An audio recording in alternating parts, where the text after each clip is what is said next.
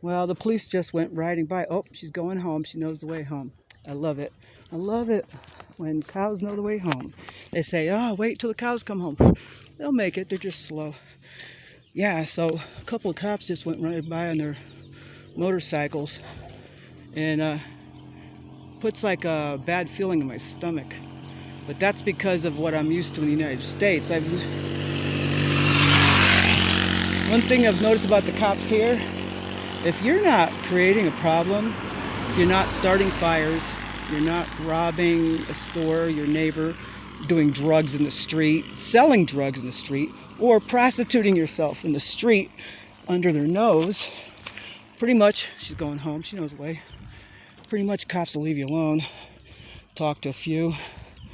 Let's see, I've talked to the municipal cops, I've spoken to the federal cops, and I've spoken to the, did I get that right? The state cops. And I spoke to the National Guard. They're all very decent people. And they were all very polite and courteous and had no, they had no animosity in their voices at all. In fact, I discovered in the very beginning of my trip that the cops are not out to get you, at least not in Mexico, because I had a bad experience with my brother-in-law in Mexico City, in Ecatepec. I don't like talking about it because, I really liked him. He was like my favorite, he was my favorite brother-in-law, but now he's turned out to be my most unfavorite brother-in-law. I feel sorry for him. I don't think it's really his fault. He seems to have a good heart and a lot of integrity, but actually he doesn't. Discovered that he likes to make trouble and he drinks too much. And he drank too much. And then he was blowing his mouth off about how much money he makes in his retirement, because he worked for a petroleum company. He had some holes in his employment due to some drug problems, and Armando helped him out. A couple of years ago, he says, "Oh, Rose, if you ever have any trouble or anything happens or whatever, blah, blah, blah, blah, or you just want to get away or whatever, we open our doors to you. Our house is your house, and la la la la la." Well, so okay. So I ran out of the United States in a fucking hurry. Trust me. I never packed bags so fast like that, and I try to figure out, okay, if I lose my home, what can I not live without? So I picked out a couple items from my childhood, and a canister, there's an old man there, rancher, and a canister of my mother's buttons, and a metal canister that is green with little ballerinas and pink tutus going around it. And I bought that sometime in the 60s when I was 9 or 10 for my mother's Christmas present. Me and the Stony Brook gang, we went Christmas caroling, and we collected our money in a sack, and then we divided it up. I think Gail was the treasurer. She was better at the math, or so we thought, who knows. Anyway, so I bought my mother a can of butterscotch candies or peppermint candies, I don't remember, something that they normally sell at Christmas in the grocery stores, some junk.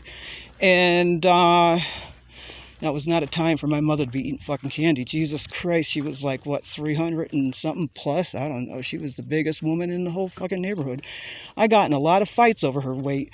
Oh, fat as can be. Don't dare call my mother fat, because I will, kill you. But I wasn't really that strong, though. I didn't really like to fight. I got in a fight with Andrea Petite, and everybody egged it on. She was like about 4 times my size. Not only was she way taller, but she was way fatter. And her parents were there. Everybody's parents were there. And everybody let us battle it out. But when I punched her in the face, in the mouth, and knocked out her front teeth, and there was blood everywhere. I was bleeding from somewhere, I don't know where, but no, I was bleeding too. We got in trouble. Big fucking trouble. We could have lost our place to live, but we didn't. So But I got my ass beat royal, so I beat the shit out of Andrea. Why did I pick on Andrea? I don't know. I can't even remember exactly how it happened. Everybody's going on about how my mother was so fat, and Robbie Harrison was instigating, and I don't know. And Gail was in the mood for a fight. Gail used to love to instigate fights. I know she'd probably get mad hearing me say this, but it was the truth. You can't erase the truth with, lies. Truth always comes out. But anyway, so so Gail used to like to instigate fights. Somehow everybody got me and Andrea fighting. Because, kids get bored at the playground. Who the fuck wants to go round and round and round the goddamn thing, right? That's what we did a lot. That thing that spins around, you go faster and faster, and if you let go, you go flying off, and sometimes you broke stuff. But anyway, so we had that fight. I can tell you what I was wearing. Some secondhand, ugly, two-piece summer outfit, tank top with some ugly shorts with stripes around it. It looked like a jail outfit, like a chain gang jail outfit for children. That's what I was wearing. And we almost got kicked out of the co-op, but we didn't. We had to kiss some ass. I was on the shit list for I can't remember how long. Had to suck up. Of course, Gail didn't get in trouble. Gail never got in trouble. I always got in trouble, but that's okay. Trouble goes where Rose knows. And there goes a guy. He's got did you notice that he had his helmet on top of his baseball cap? And it wasn't even really tied down. It was just kind of pushed on his head just to be legal. They don't get too scary over here about the details of stuff. I mean, I walk into if I have to wear one of those masks, I only do it when it's absolutely motherfucking necessary. And that is when I'm sending some poor soul some money. I'm not going to tell you who, but there's a few people out there that I've been helping, even though I'm broke, got no money. You got people asking Rose for money all the time. Okay, so this isn't directed at you. You're amongst the group, but I don't blame anybody because I know times are hard right now, and I just can't see people, Oh shit! I totally blew off my entrance, didn't I? Well, that was stupid because I'll walk all the way to the agricultural university. Well, I don't want to do that. Well, why don't I? When was the last time I went there? What the hell's wrong with me? Let's do something different, Rose. Come on, it's another Friday. You don't have to do the same thing. It's a rainy day. The sky opens up when you're in that posta and all that mud is scurrying down. You're not climbing anywhere. Do you really want to live in the mountains for a couple of days and wait for the mud to dry? No. Nope, I don't want to do that. Why? Because I haven't eaten fully yet. I did have a banana. I had a mango. I had my morning quantity of cacao. I have some left. I got some beans left.